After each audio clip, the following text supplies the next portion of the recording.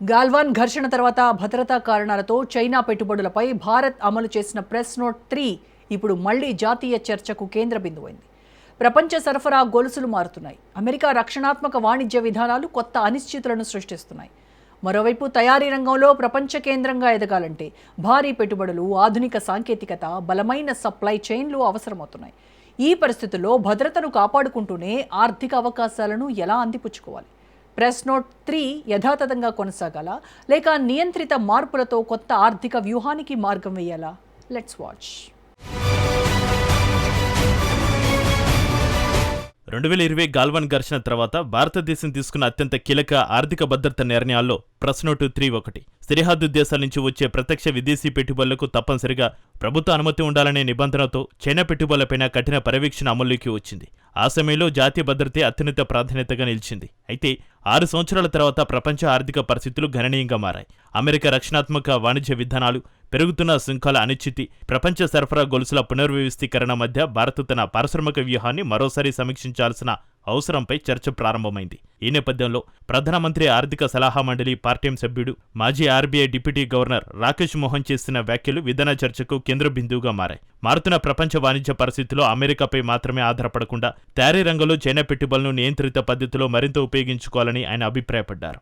ఈ చర్చ కేవలం చైనా పెట్టుబడులకు అనుమతి ఇవ్వాలా వద్దా అనే ప్రశ్న మాత్రమే కాదు, భద్రతా ఆందోళనలు, పారిశ్రామిక అవసరాలు, ఎగుమతుల పోటీ సామర్థ్యం, ఉపాధి కల్పన, ఈ 4 అంశాల మధ్య సమతుల్యత ఎలా సాధించాలనేదే అసలు సవాలు.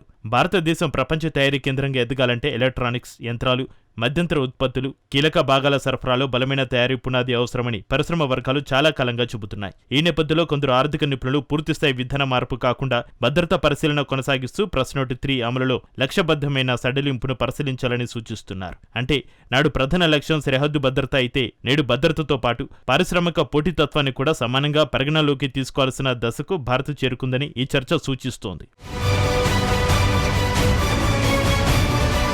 ప్రెస్ నోట్ 3పై జరుగుతున్న చర్చను కేవలం చైనా పెట్టుబడుల కొనలో మాత్రమే చూడడం సరిపోదు. దీని వెనుక ప్రపంచ సరఫరా గొలుసుల పునర్వ్యవస్థీకరణ, అమెరికా చైనా ఆర్థిక పోటీ, భారత తయారీ రంగ భవిష్యత్తు అనే 3 పెద్ద అంశాలు ఉన్నాయి. ఒకప్పుడు చైనా ప్రపంచానికి తయారీ కేంద్రంగా ఎదిగితే, నేడు అనేక దేశాలు చైనా +1 వ్యూహంతో ప్రత్యామ్నాయ తయారీ కేంద్రాలను వెతుకుతున్నాయి. ఈ అవకాశాన్ని భారత్ వినియోగించుకోవాలని ప్రయత్నిస్తోంది. అయితే కేవలం తుది ఉత్పత్తులను తయారు చేయడం ద్వారా ప్రపంచ తయారీ శక్తికి ఎదగడం సాధ్యం కాదని పరిశ్రమ వర్గాలు చెబుతున్నాయి. విడి భాగాలు, యంత్రాలు, ఎలక్ట్రానిక్ భాగాలు, ప్రత్యేక రసాయనాలు వంటి మధ్యంతర ఉత్పత్తులు సరఫరా గొలుసు బలంగా లేకుండా తయారీ పోటీతత్వం సాధ్యం కాదని వారు అభిప్రాయపడుతున్నారు. ఈ నేపథ్యంలో చైనా పెట్టుబడులపై జరుగుతున్న చర్చకు కొత్త కోణం కనిపిస్తోంది. చైనా నుంచి కేవలం దిగుమతులు చేసుకోవడం కంటే భారతదేశంలోని ఉత్పత్తి యూనిట్లు, సంయుక్త భాగస్వామ్యాలు, సాంకేతిక సహకారాన్ని ప్రోత్సహించడం వల్ల ఉపాధి, ఎగుమతులు, సాంకేతిక సామర్థ్యం పెరిగే అవకాశం ఉందని కొందరు ఆర్థిక నిపుణులు సూచిస్తున్నారు. అదే సమయంలో భద్రతాపరమైన సున్నిత రంగాలు, కీలక మౌలిక వసతులు, డిజిటల్ వ్యవస్థల విషయంలో ప్రభుత్వ పరిశీలన కొనసాగించాల్సిందేనని కూడా స్పష్టం చేస్తున్నారు. అంటే ఇది నియంత్రణను కూడా పూర్తిగా తొలగించే చర్చ కాదు,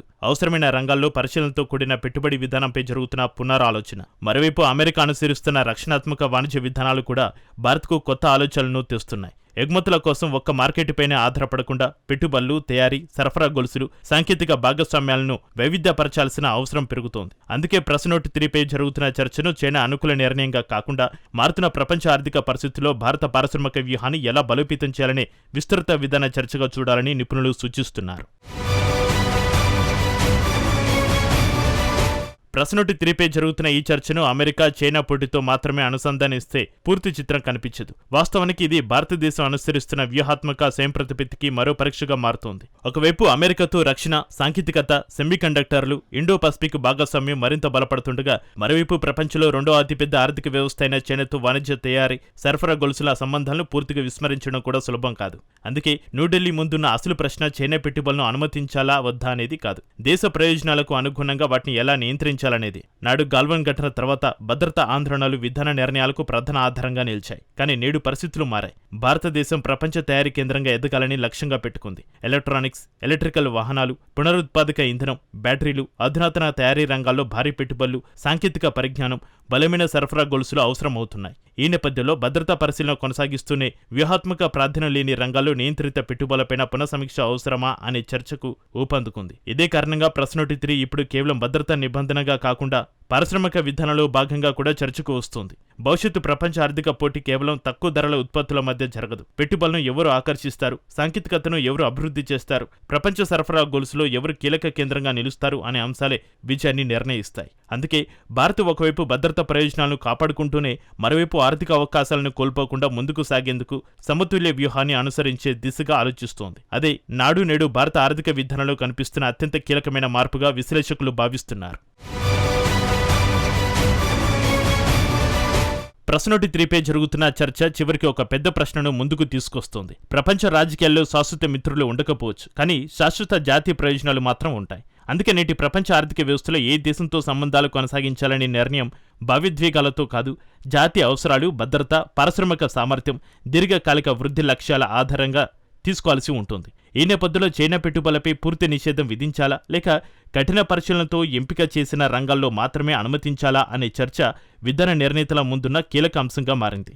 అమెరికా, యూరోప్, జపాన్, దక్షిణ కొరియా వంటి దేశాలతో వ్యూహాత్మక భాగస్వామ్యాలను బలోపేతం చేస్తూనే ప్రపంచ తయారీ సరఫరా గొలుసులో చైనా పాత్రను పూర్తిగా విస్మరించడం వాస్తవిక దృక్పథం కాదని అనేక మిశ్రమ నిపుణులు అభిప్రాయపడుతున్నారు. మరోవైపు సున్నితమైన డిజిటల్ మౌలిక వసతులు, టెలికమ్యూనికేషన్, రక్షణ, కీలక సాంకేతిక రంగాల్లో జాతీయ భద్రతా ప్రమాణాలు ఏమాత్రం సడలకూడదని కూడా స్పష్టం చేస్తున్నారు. అంటే ఇది చైనా అనుకూల విధానం కాదు, భారత ప్రయోజనాలకు అనుగుణంగా ప్రమాదాలను అంచనా వేసి అవకాశాలను వినియోగించుకునే వ్యూహం. భవిష్యత్తు ప్రపంచ పోటీ పెట్టుబడులను ఆకర్షించే సామర్థ్యం, సాంకేతిక ఆవిష్కరణలు, విశ్వసనీయ సరఫరా గొలుసులు, పారిశ్రామిక ఉత్పాదకత చుట్టూనే తిరుగుతోంది. అలాంటి పరిస్థితుల్లో భారత్ ఏ ఒక్క దేశంపై పూర్తిగా ఆధారపడకుండా బహుముఖ ఆర్థిక భాగస్వామ్యాలను నిర్మించుకోవడం ద్వారానే తన వ్యూహాత్మక స్వయం ప్రతిపత్తిని మరింత బలోపేతం చేయగలదు. అందుకే ప్రశ్నోటి 3పై జరుగుతున్న ఈ పునఃసమీక్ష కేవలం పెట్టుబడి విధానంతో మార్పు కాదు, మారుతున్న ప్రపంచ ఆర్థిక వ్యవస్థలో భారతదేశం తన స్థానాన్ని ఎలా నిర్వచించుకోవాలనే దీర్ఘకాల వ్యూహాత్మక ఆలోచన ప్రతిబింబంగా నిలుస్తోంది.